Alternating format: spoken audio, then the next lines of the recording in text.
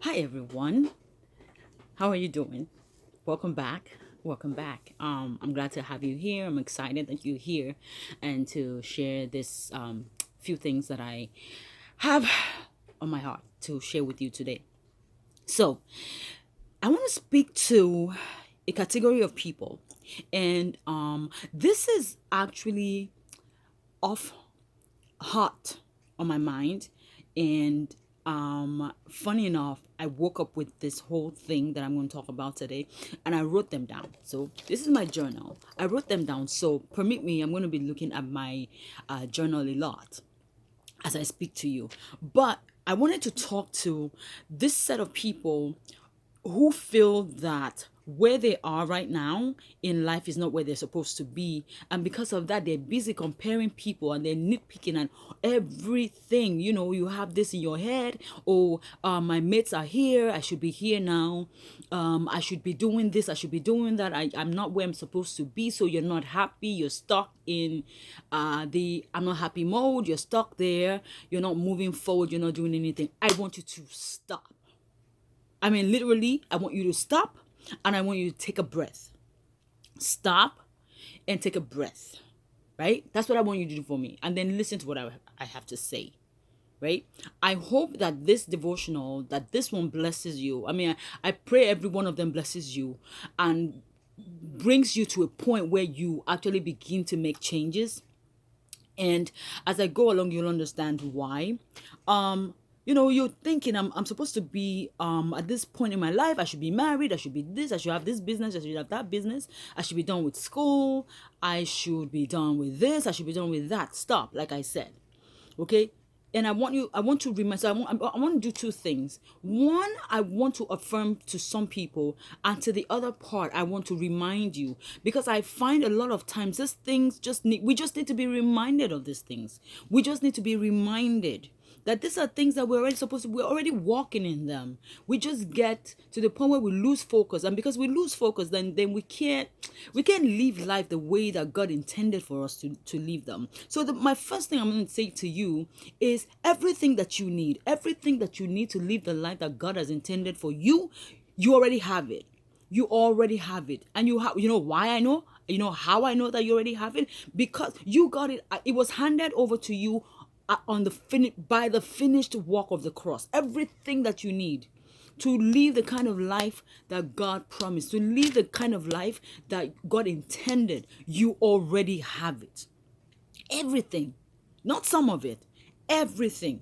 Because of the finished work of the cross. And again, because of the finished work of the cross, we are coming from a place of victory. We're not going to victory. We're coming from the victory was already won. We just have to walk in it. We just have to walk in it. That's it. That's all. That's all it is. Um, and why? What happens? Why do we start to feel this way? We start to feel this way because we lose focus. We lose focus. And the funny thing is that when you start to lose focus, you don't even know. It slowly creeps up on you. That's why we need to live life intentionally. Now, I haven't gotten to this point. I'm going to tell you what even prompted this, because I have had this conversation with myself today, actually from yesterday. There is a comedian. There's a famous Nigerian comedian. I forget his name now, but his byline is always "You're doing well." When does someone tell you you're doing well? What, right? They've seen something that you're doing, and it has touched them, or it has spoken to them, or they have noticed something that you're doing. So they say, oh, you're doing well, you're doing well. Or there's a point where you begin to doubt. There are doubts. You're doing something, you're carrying out a project, you're trying to do a project right now, trying to start a business, you've taken steps towards those things, so you're going in a particular trajectory, and now you're beginning to feel like, oh my God, I don't know if I'm doing this properly, I don't know if this is going to work. And then someone comes and says, you're doing well. Well, I heard those words yesterday. I heard those words yesterday from a friend of mine.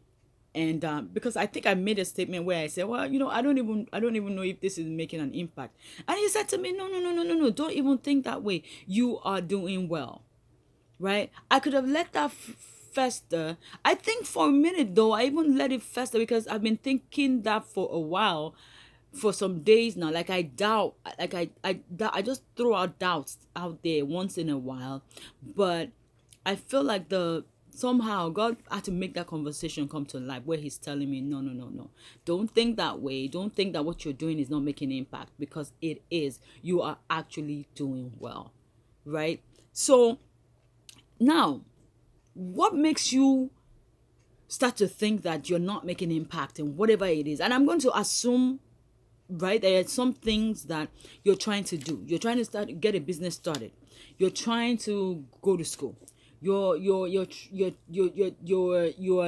thinking, okay, it's time for me to settle down, and I need, I am looking for a partner, or anything of the sort that may cause you to feel like you're not where you're supposed to be. The reason why we feel like we are not doing well is because we lose focus. And once you lose focus, you are not, your mind is flailing. It's going all over the place. Your mind is going all over the place. You are more, when you lose focus, your mind is more on what you don't have rather than what you have. You're taking account of things that you don't already have, things that you haven't attained, right now. You're thinking about those things you don't have versus taking account of what you have now and saying, okay, how do I get to the next step? So let me say that again, because I think I messed it up. When you start to lose focus, your mind is on what you don't have rather than what you do have. Because if you take account of what you do have, then you will have the presence of mind to say what is next. See, focusing on what you don't have just takes your mind farther out. It's not settled. It's not looking at what am I supposed to be doing to get to the next step. You are stuck in the step that you're in. So there is no growth because you're not even settled enough to grow. You're not, all you're doing is comparing yourself to somebody else. Oh, this person by now has this. I should have this. Okay, so what was it that they did to get to where they are? You don't even have that mind to say what it was that they did. That's what it does. You stay there, you're not growing, you're busy comparing yourself. And if you're not careful, you will get jealous. And jealousy just puts all other kinds of blinders. So two things will happen. You will get jealous, or you will isolate yourself. So you will not want to be around people that are already successful in that area that you want to get to. Okay? So that's the thing. Things happen in life, right? Things happen in life. There are some things that we cannot control. There's some things that we can't control. What we do is that the things that we can control, we don't even see when we're busy looking at other things. And we're hung up on the things that we can't control. So now again, it brings you to a point where you are just stagnant. You're standing still. You're not growing. And because there's no growth, there's no movement, right? No growth, no movement. All right. So yes, things happen in life. There are hard stops. And one of the devotionals actually mentioned this. There are hard stops, there are resets, and there are pivots. So which one are you going to be when you do get a hard stop? Why? Why did I get a hard stop? There's so many reasons for hard stops, okay? There may be things that you can control, and there may be things that you cannot control. But so you need to figure out which is which. And those hard stops should now bring you to the point where, okay, what am I doing? Am I restarting this thing? Am I resetting? Am I redoing? Right? Is there a do-over that I need to do? Because when I do over, I can see the things that I missed in the first instance, right? That's the first thing. The second thing is, okay, this way is not the way to go anymore. So let me pivot, right? Let me pivot. Let me do something else. That's why it's very important. When ideas come to you, write them down. When ideas come to you, write them down, right? So, again, remember what I said. There will be hard stops. Fine. Those are things that we may not be able to control. But when those things happen, we are either going to reset, we're either going to do over, we're either going to restart, or we are going to pivot, right? Don't stay in at the place where you're just stagnant. Where you're just stagnant, you're not moving, you're not growing, because that's a different problem and on its own, right? So also something that I've come to understand with my walk with God is that if I don't have something now, if I haven't attained something by now, it's because I'm not ready for that thing. It's the season for that thing is not now. It's not that present moment. And so I always say, don't try to do in one season what God wants to do in the next, right? So again, yes, so God gives you all these ideas. The reason that he gives you all those ideas is, if God is the one who gave you the idea, then he will give you the what you need, the instructions that you need. I am a firm believer that if God give me an idea, then I have to go, before I even make a move, before I even do anything about that idea, I'm going to sit before God. I'm going to have God be the one, the driving force. Because for me to be successful, I believe that I should be getting my instructions from the one who gave me the idea in the first place, right? So by that I mean that he's going to I believe, I pray a lot about God connections. So I believe that God will connect me to the right people that need to be involved in that idea. Because if you have the wrong people, my friend, I don't know.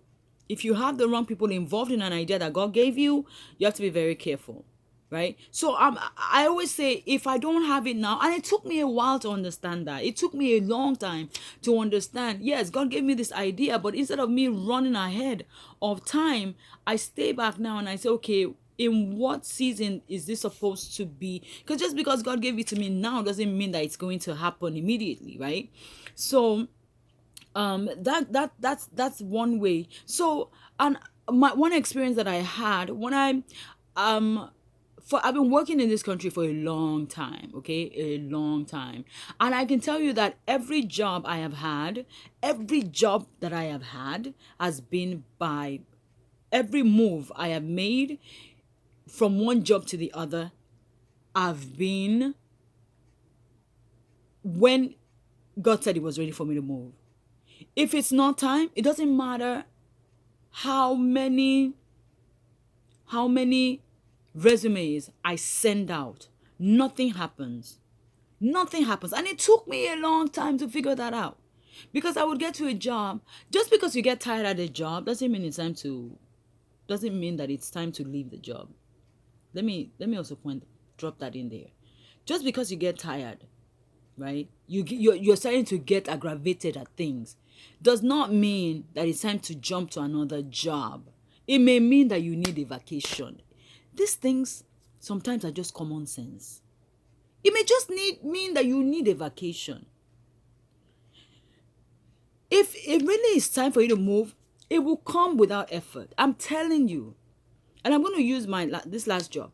So I worked for a huge, organization out of New York. And when I got there, they told me in 6 months, we're going to make you full time. But, due to politics and all that, they never, one day someone would say they forgot to sign some form. One day someone would say they forgot to sign something. So anyway, I ended up spending 3 years in there. When they eventually told me, because they kept renewing my contract. When they eventually told me that on the last contract, that we will not be able to renew you because we don't have money to pay you, right? When they told me, the first thought in my mind was, oh my God, how I hate, like, you don't understand. I hate interviews. I just hate it.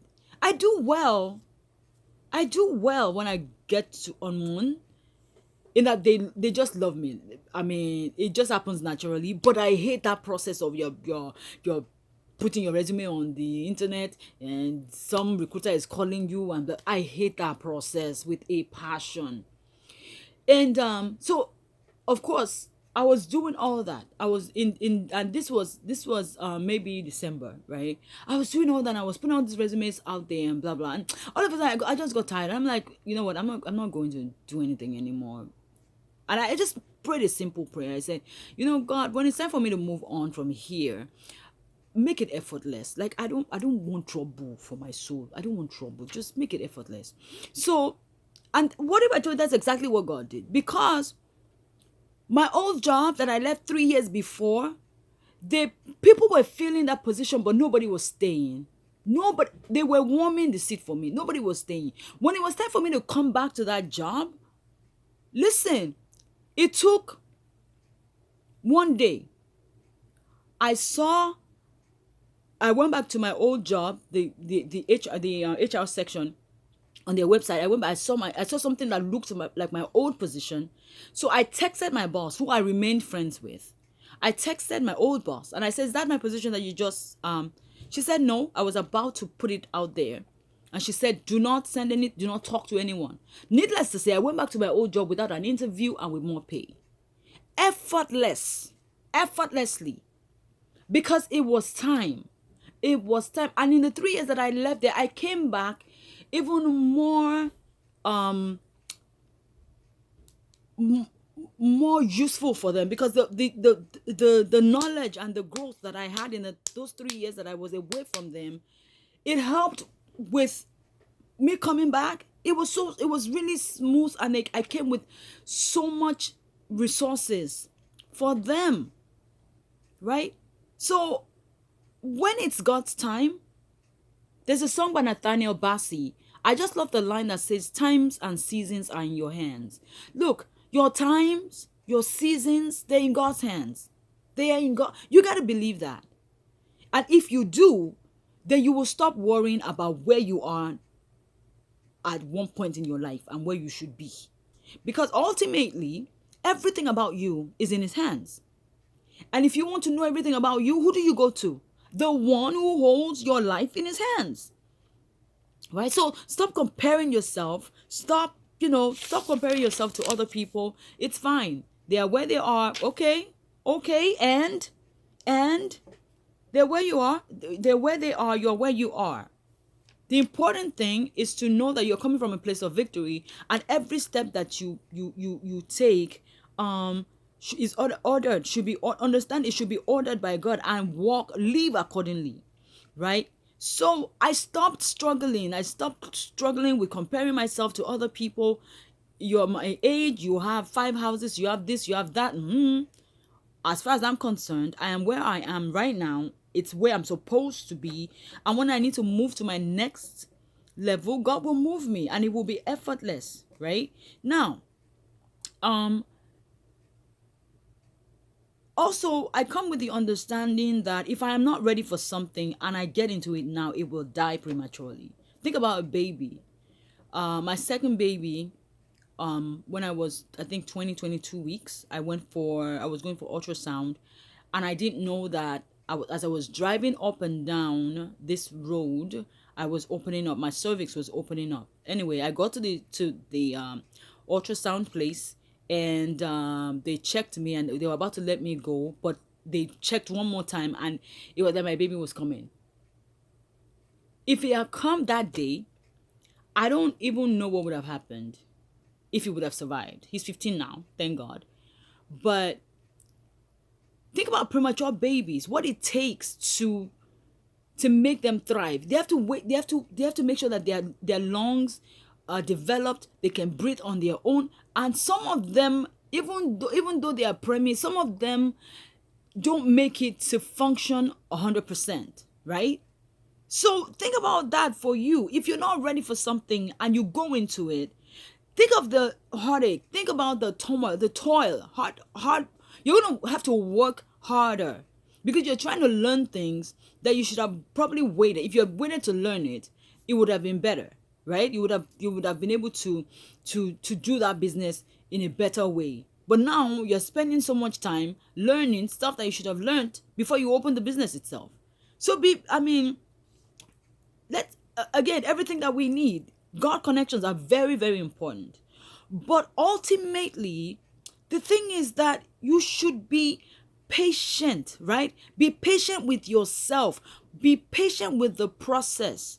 Stop comparing yourself. If you're not where here now, doesn't mean you're not going to get there. You will get there, but you have to be patient with yourself. Be gracious to yourself. Trust in the process. You're going somewhere. You will get there. You will get there. It's a given that you will get there. Okay? Now, all of these things that I have said will only come if you renew your mind. Right? Romans 12:2, remember, it says to not conform, to not conform to the patterns of this world, to not conform. You know what conforming is? You know what is to conform? To begin to compare yourself to other people. You're conforming. To begin to complain, I am not where I'm supposed to be. Without thinking, okay, I'm not where I'm supposed to be. Where do I need to be? Okay, figure that out. And then what are the steps for me to get to that place? Stop conforming. And then it says, which I love, it says to renew your mind, because that's how you will learn to know God's will. I think this is a Message Version or TPT. Learn to know God's will. Renew, because renewing your mind is how you learn to know how you know God's will, because God's will is pleasing, it is good, it is pleasing, and it is perfect. Renewing your mind is how you know God's will, because His will is good, His will is pleasing, and His will is perfect for your life. So stop comparing yourself to anybody else. There is only one Gladys. There is only one Gladys. There is only one Worship with Gladys. There's only one. There's only one you. You are unique. You are unique. You have the power of God in you. Walk in it. The victory is already secure for you. Walk in it. Okay? Bye.